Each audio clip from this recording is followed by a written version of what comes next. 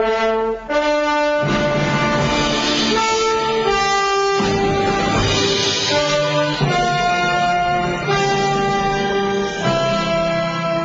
morning and welcome back to Shattering Myths. I understand that the question that Robin had that we couldn't hear was a mix of question regarding the holidays that are celebrated by Muslims versus those that are on Yahowah's Torah calendar, and asking if there was any intersection because they did copy a number of things from Rabbinic Judaism. The answer is no. There isn't a single overlap between the Torah instructions and what Muslims celebrate, which is kind of odd, of course, because the Quran claims that it confirms the Torah, and yet the Torah has 7 very explicit days that Yahowah has established for us to meet with him, and not one of them is mentioned in Islam. There is one Jewish religious holiday that some Muslims celebrate. It is only celebrated in Shiite Islam, which represents about 10% of Muslims, and it is an association with the rabbinic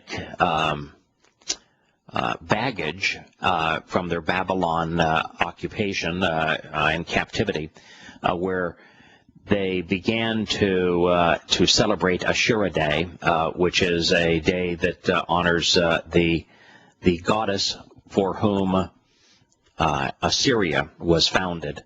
And so when Muhammad saw religious rabbinical Jews celebrating this Ashura Day as a legacy of their Babylonian captivity, he said, you know, we're is equally entitled to anything that the Jews are doing, that they're doing, so we too will do it. But it isn't a day that carried on into Sunni Islam, because that day then was also associated with the death of Muhammad's grandson, and collectively it's just become a mess. But the direct answer to your question is, are there overlaps? No, none. There really is no overlap between Islam and Yahowah's Torah, other than some of the names of individuals in the Torah are used to create the illusion that the Quran is a credible text. But the stories of those people is so corrupted, so convoluted, so inconsistent with the actual history of those individuals. For anybody with an open and rational mind, it's nothing but an embarrassment. Speaking of not offering false testimony, which is the entirety of the Quran, the Quran from beginning to end is nothing but false testimony. Yahowah says you should never respond and testify, and it's actually, rather than never, you should not make a habit of responding and testifying against your neighbor. Don't testify on an ongoing basis in conjunction with a countryman, friend, companion, or associate, really anyone that's in your sphere of influence, as a deceptive or misleading witness. So the very nature of the Christian religion, based on Paul's letters, is based entirely on deceptive and misleading testimony. The nature of the Islamic religion, based entirely on deceptive and misleading testimony. The basis really of every religion that has been practiced by man is a witness, someone who claimed to be a messenger of God, deceiving, misleading, providing false and unreliable information to those within their sphere of influence, their countrymen, their friends, their companions, their associates. It is also true to a large degree now in politics, and there's some aspects of politics where you can say, you know, this might have begun as a noble campaign, but it has not ended that way. It almost never does. So we're dealing with the essence of religion and politics when we consider false testimony, and it's far beyond Rhea, your neighbor, because Rhea really means everyone that you would encounter. Anyone within your country, anyone that you associate with as a friend, a companion, anyone that you're going to encounter along life's way. This is how, as we know, that Satan beguiled Adam and Chawah in the garden. He misquoted God. He got Chawah to misquote God, took a statement that God made out of context to infer the opposite of what God had actually intended, and so beguiled through this corruption of God's testimony. Man was booted out of the Garden of Eden. It is the principal means that was used to empower and enrich Rabbi Akiba, the Apostle Paul, the wannabe prophet Muhammad. And as a direct result of the violation of this instruction from Yahowah that he etched in stone, billions upon billions of gullible souls have been misled throughout the centuries. It is a horrible crime. It is an unforgivable sin. If you're going to speak for God, quote him accurately. If you're going to be a witness, recite his testimony. Don't change it. And yet, in defiance of the application of the call stem and the imperfect conjugation on this statement, particularly in association with lo ana, which is the verb, you should not make a habit of consistently responding and testifying against those that you have influence over in a deceptive and misleading manner as a witness.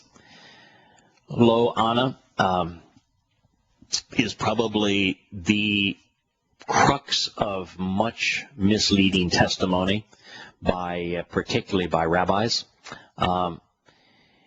They have created the impression that on the day of reconciliations, Yah 6 of 7, Moed Mikre, that we are to afflict our souls, debasing them, and that's the way that we reconcile ourselves with Yahowah, that we sacrifice ourselves, that we demean ourselves, is the way that God would reconcile the relationship to uplift us and empower us and enrich us. Of course, it sounds asinine, it's illogical, it's irrational.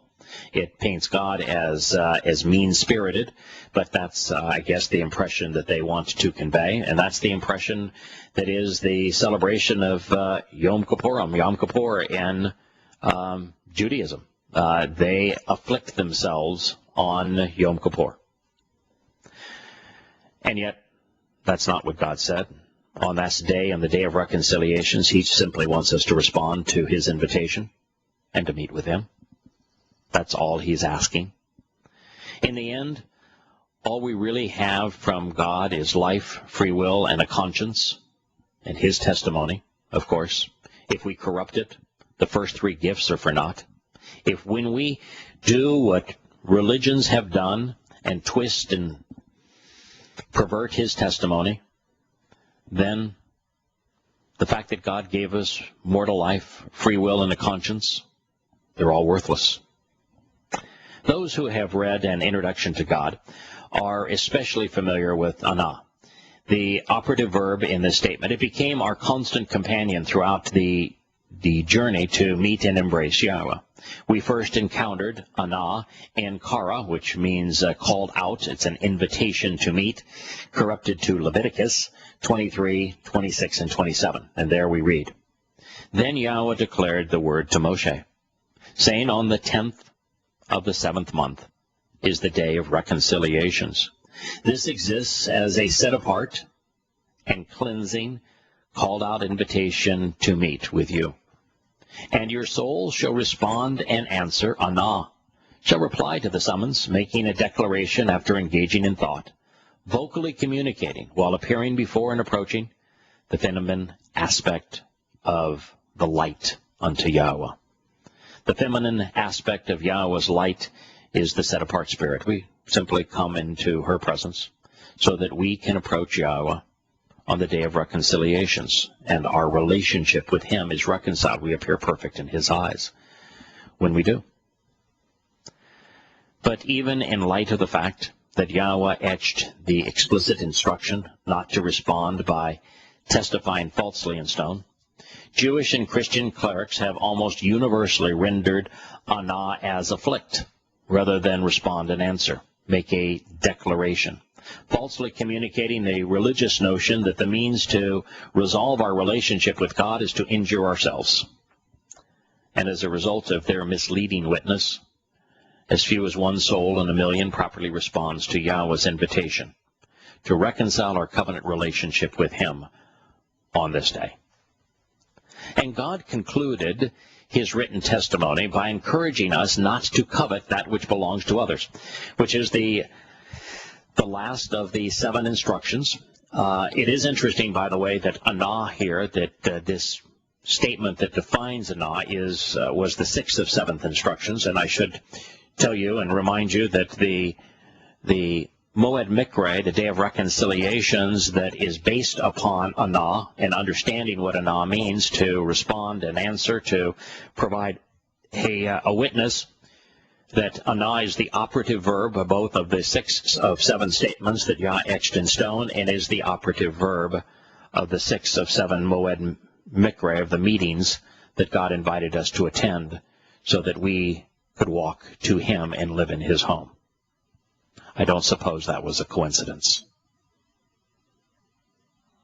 Well, we have now reached the 7th of the 7 instructions that God etched in stone. It is an encouragement not to covet that which belongs to others. And yet, even in this, man's governance is rooted in this very thing.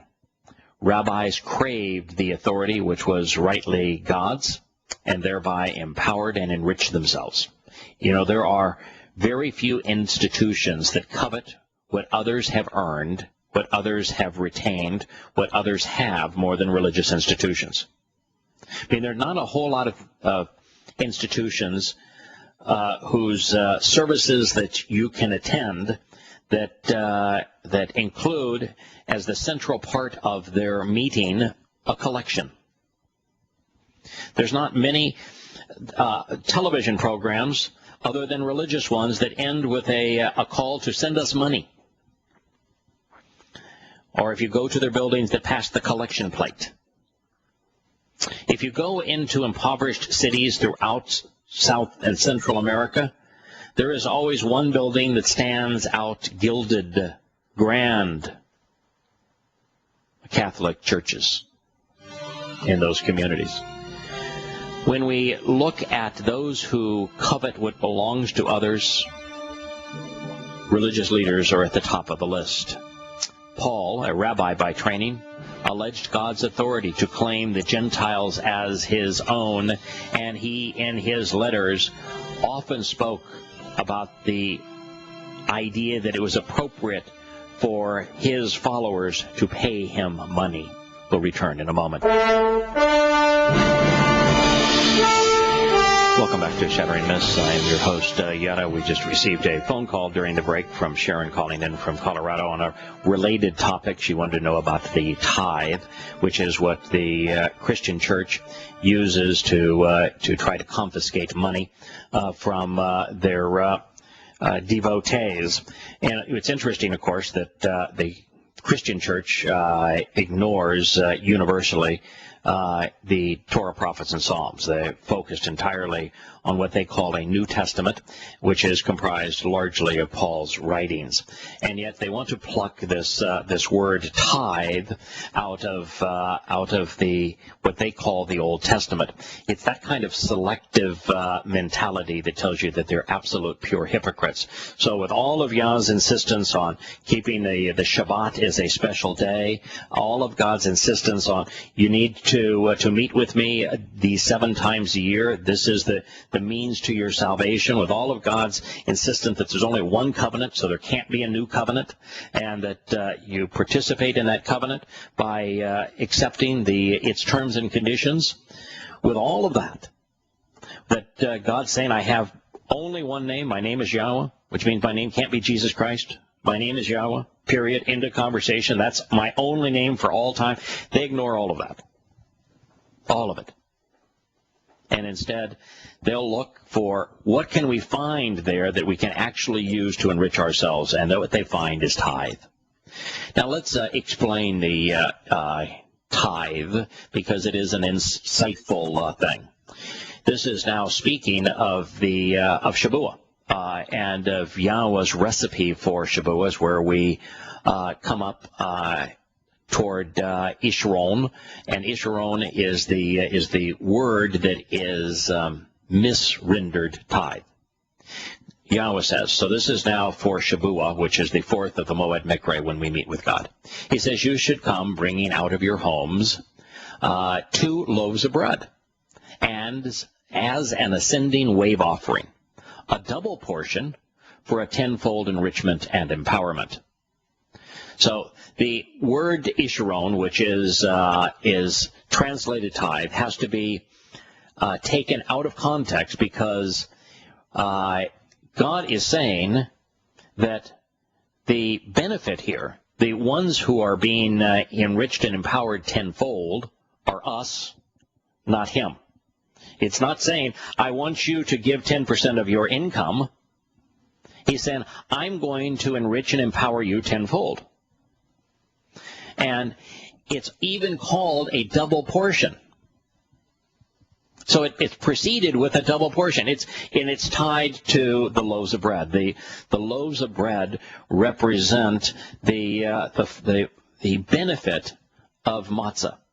You know, Yosha's body served as the Passover lamb, and his soul was leavened for our benefit, so that our sin, represented by yeast, was placed on him.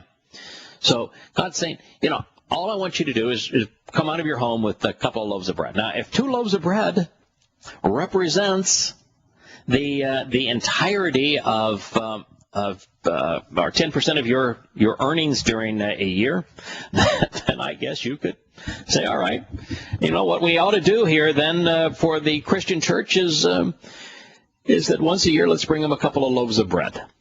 That would be following Yah's example. So he's saying, because of the symbolism that's associated with this, on Shavuot, I want you to come out of your homes carrying 2 loaves of bread as an ascending offering, is to show that this is an offering that will cause you to ascend.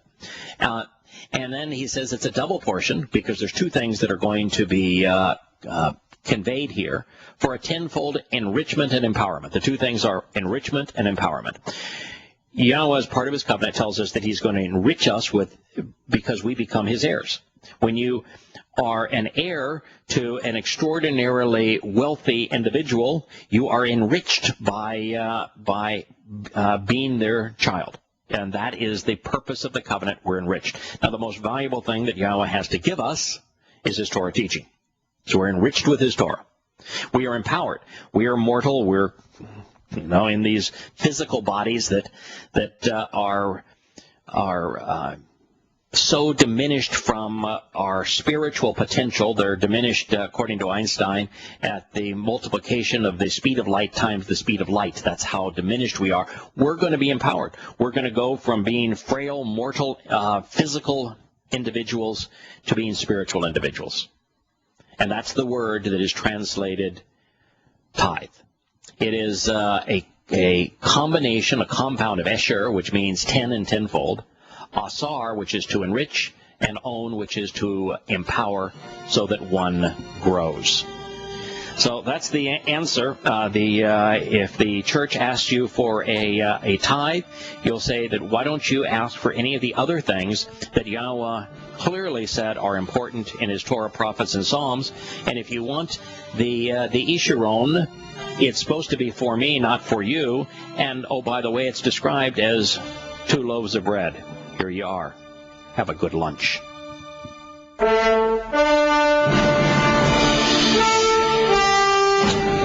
Welcome back to Shattering Myths. We're going to continue with Yah's 7th of 7 instructions that he etched on the 2nd of 2 tablets, 77 words, just as there were 77 words on the 1st of 2 tablets. He says the following in his last written declaration, his summation of his Torah, prophets, and Psalms. You'll find this in Shemoth, which means names, or Exodus 20:17, as it has been corrupted. You should not continually desire your neighbor's house or family. You should not consistently desire your neighbor's wife, nor his male or female servants, his cattle, his donkey, which in today's world would be his vehicles, his means of production, or anything which is associated with your neighbor. So it's don't covet. Don't make a practice of or a habit of coveting, lusting for, craving for, seeking pleasure from your countrymen, your friends, your companions, your associates, house, or family. And yet, what do? We, in this country, we tax them, don't we? We tax the house, we tax the household, we tax the family. We covet what they have. Taxes really is a form of coveting in this regard. We ought not do that. That's what he says. You should not desire a neighbor, a friend, a companion's, or associate's wife.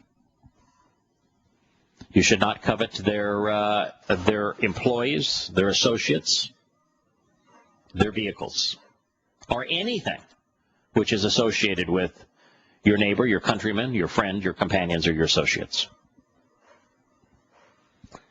The violation of this, Yahowah's seventh instruction, is the root of much evil. Desiring that which does not belong to them has motivated cleric and king, as well as generals, throughout the ages. Mankind has conquered, mankind has plundered, mankind has subjugated the masses, stealing their wives, slaving their children, robbing their land, and confiscating their possessions. You know, we have done it for millennia in a savage way. You look at the birth of Islam. Muhammad led 75 terrorist raids in the first 10 years of the Islamic era. Within 100 years of Muhammad's death, Muslims savaged much of the world, conquering, plundering, raping, stealing, robbing, doing all manner of heinous behaviors. That's how the religion of Islam was established.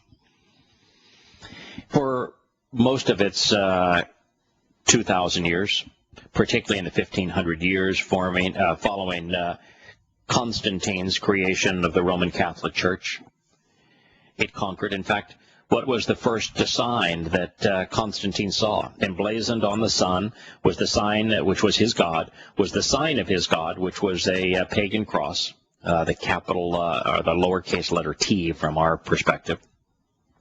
And I heard a voice under this sign, conquer.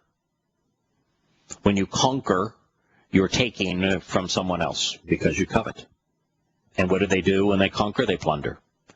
What do they do with the people who survive their conquering and plundering? They subjugate them.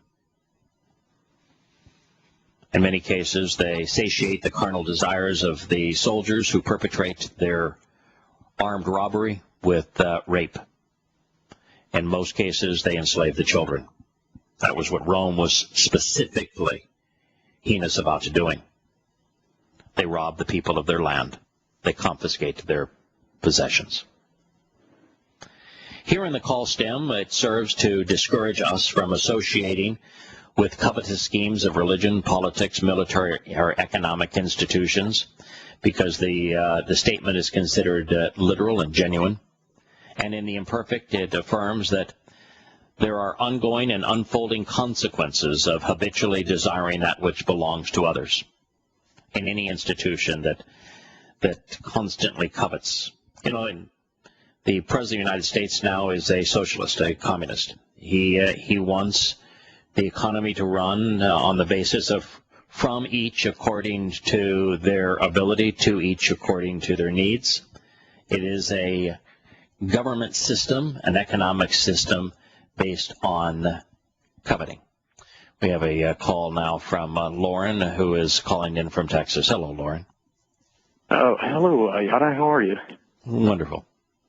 Yes, on the topic that you're just covering about coveting what your neighbor has, I think it would be fair to include with Islam the formation of the modern state of Israel. I mean, did they not break virtually every commandment, to establish this modern state that they've got?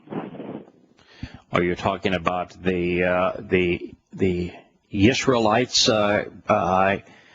I broke all of the of Yah's 7 instructions that he etched on the second of two tablets to establish the modern state of Israel, or you're talking about in Muslims wanting to conquer it, that they're in breach of all of them? Because if you look at Muhammad, he claimed that his Quran was a confirmation of the Torah, and yes, the centerpiece of the Torah is these 10 statements, and Muhammad personally violated all 10 of them. Now, as it relates to Israel's formation, the moment that Israel was given 0.2% of the land in the Middle East, Muslims had a conniption fit and decided they needed to take it for themselves. Right. Well, I guess your point is taken, but my point is that everybody seems to choose a side in this, but very few people actually realize that both are wrong. And if you do the history on the formation of the modern state, if you listen to your evangelical preachers, they all want to tell you that this modern state of Israel is all of God. In fact, this is a huge movement within the evangelical community. And when I do the research, I find that it's nothing of the sort.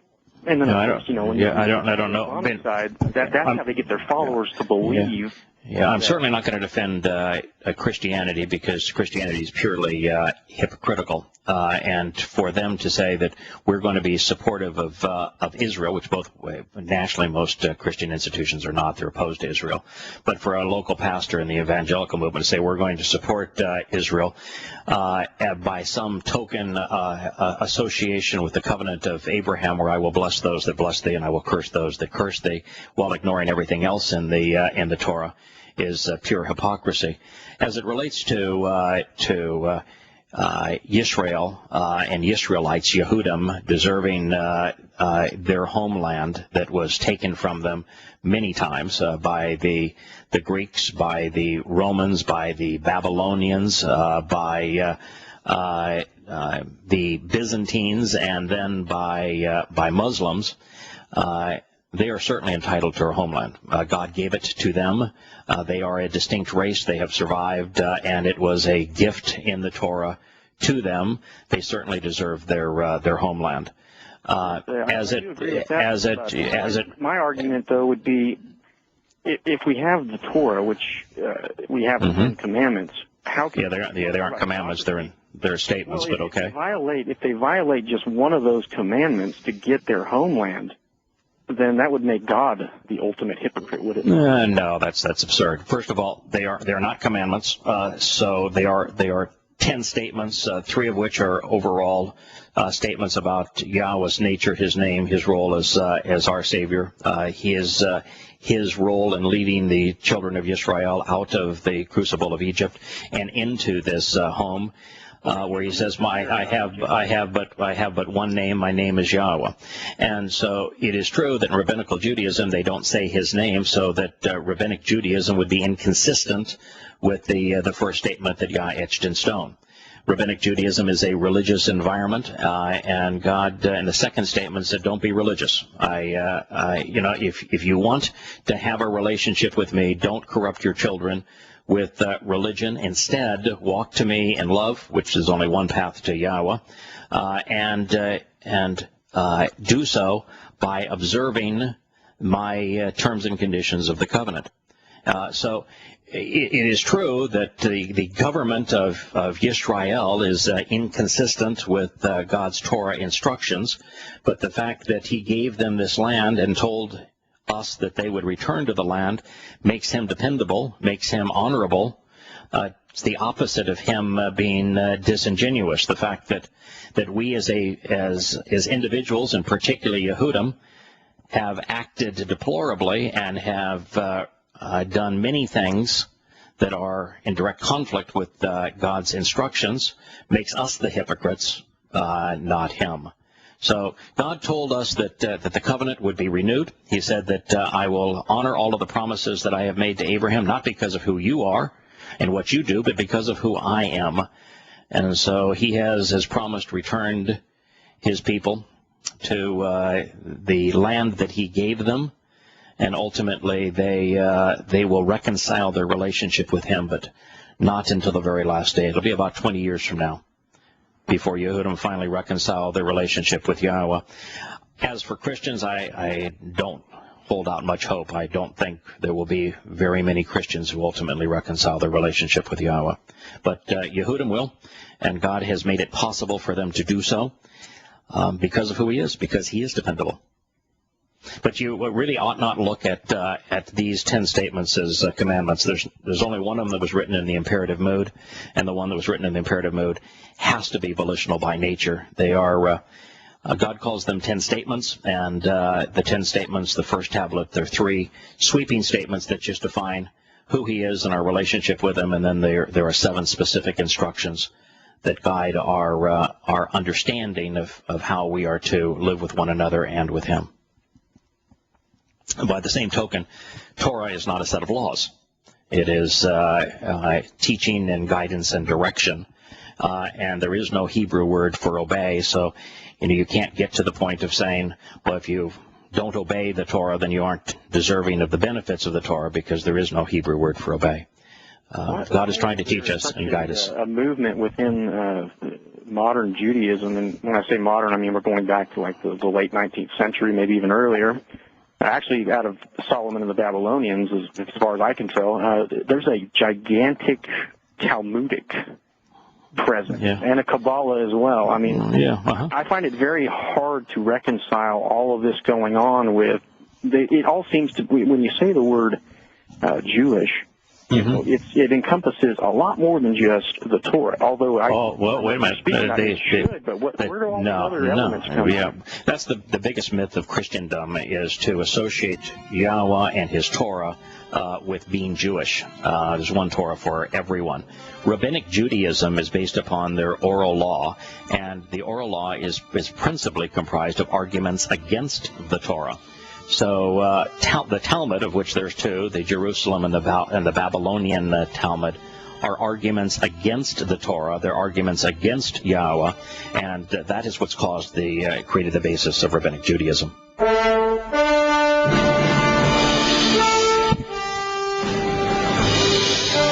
Welcome back to Shattering Myths. One of the great myths, maybe amongst the greatest of all myths, is that in Paul's letter, his formation of his Pauline doctrine, which was presented in his first letter, which was the letter to the Galatians, he spoke of the Torah and Judaizers in the same breath. Now, Judaizer isn't really a word. He made it up. What he did is he took and made Yahudim, which is related to Yah. It's the plural of Yahudah. It's translated Jew, even though it means related to Yah, and the actual word is Yahudah, and in the plural Yahudim. And he turned it into a verb. So he took a proper noun, turned it into a verb, and it's translated Judaizers. And he equated Judaizers with the Torah. So the vast majority of people now assume that the Jewish religion is based upon the Torah, that if you were a Torah observant, you would be a practicing Jew. That's not true. Rabbinical Judaism is not based on the Torah. It is based on the Talmud. It's based upon the Mishnah. It's based upon rabbinical arguments. And they claim that they're without any justification whatsoever, and in direct contradiction of what Yahowah has to say, that their oral traditions were given at the same time that the Torah was received, and they routinely focus on these oral arguments. In the Talmud, they come in 2 principal flavors, the Jerusalem Talmud and the Babylonian Talmud. The Jerusalem Talmud started to be compiled around 100 BCE, and the Babylonian Talmud was officially published for the first time in about 500 CE. Islam is largely based on plagiarized and bastardized stories and accounts from the Babylonian Talmud. But when anyone begins to believe Paul that Judaism is somehow related to the Torah, when Yahowah spends most of the Torah prophets and Psalms denouncing his people for their religious affiliations, and telling them that because they have become religious, that he is divorcing himself of them. That is the reality. They've suffered the diaspora and the conquest of their homeland all of these times because of their religion, and that their religion is incompatible with Yahowah's Torah teaching. Kabbalah, which our caller also mentioned, is a derivative of Rabbinic Judaism. Kabbalah is spiritualism, which you get down to its root. It essentially has Yahowah and Satan inverted, and it is a highly demonic form of spiritualism. It was used extensively in the creation of the Third Reich. Nazism had a number of Kabbalists. This is the concluding testimony that Yahowah and Moshe shared with the children of Yisrael after a reading of these 10 statements. It says, "These are the words Yahowah communicated, speaking to everyone assembled beside the mountain from the midst of the fire, and the water-laden crowd with great and powerful voice." So these 10 statements, Yahowah articulated directly to his people. He not only wrote them in stone, he spoke them to us. He did not add anything more. He wrote them, engraving them on 2 tablets of stone, and he gave them to me, Moshe said. So let's review what God shared with Moshe and then wrote on these 2 tablets of stone. And God conveyed all of these statements using words providing perspective in our presence, saying, "I am Yahowah, your God, who relationally and as a favor brought you out and delivered you from the realm of the crucible of Egypt, out of the house of slavery. You shall not exist with other gods in relation to my presence. You should not ever do anything which associates yourself with a carved image or idol or religious icon or object of worship, or any visual representation of something which is in the heavens above, which is on the earth below, or which is in the waters beneath the land. You should never bow down and worship them, or speak for them or to them, and you shall not serve them. For indeed, I, Yahowah, your God, am a zealous and jealous God, counting and reckoning the perversity and sin of twisting and distorting of the fathers upon the children concerning the 3rd and 4th generations of those who genuinely are hostile to me, shunning me. But I will genuinely act and actually engage to literally prepare, perform, and produce unmerited and unfailing mercy, undeserved favor, and undeserved kindness on behalf of thousands who move toward me and who love me, and who approach me by closely observing and carefully considering my terms for participating in the relationship." It's advice to live by. If you want to make it past this life and to the next one and spend your eternity in God's home, pay attention to what he said.